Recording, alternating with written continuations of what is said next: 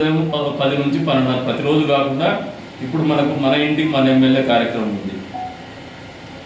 ఇది మనం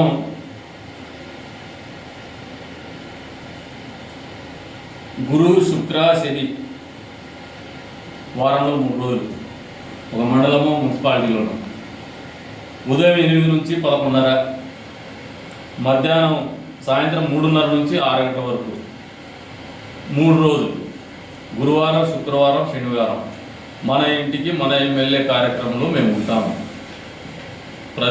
చెప్పినటువంటి షెడ్యూల్ ప్రతి వారం ఇస్తాము. ఆ షెడ్యూల్ ప్రకారం ఫాలో అవుతాము. ఇంక మిగతా 3 రోజులు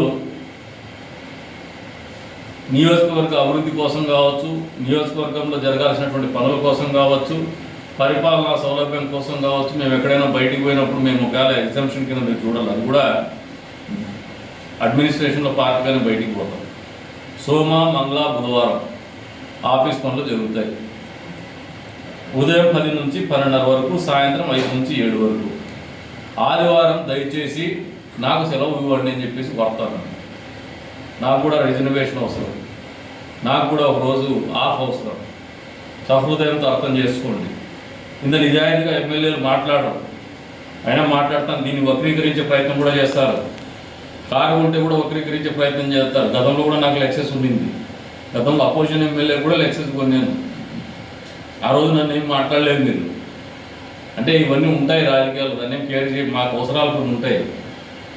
రేపు పొద్దున మన రోజున ప్రిన్సిపల్ సెక్రటరీ కేపీఎంజీలో టెంపుల్ టూరిజం కోసం వస్తే ఒక మంచి కార్ అరేంజ్ చేయలేకపోయినా, వాళ్ళ కోసం అవసరం మాకు వచ్చే రోజుల్లో. అవి కూడా అంటే చిన్నవి చెప్తాను, ఎగ్జాంపుల్ చెప్తున్నా.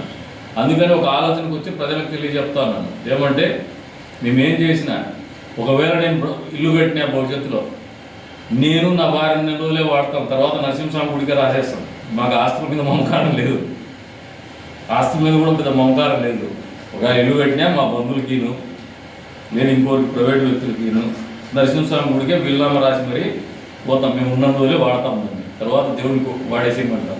మా ఆఫీస్ వాళ్ళ గుడి వాళ్ళ గాలి ఇల్లు కట్టించేస్తాం. కానీ వాళ్ళు అవినీతి చేసినా ఓర్చుకుంటాం.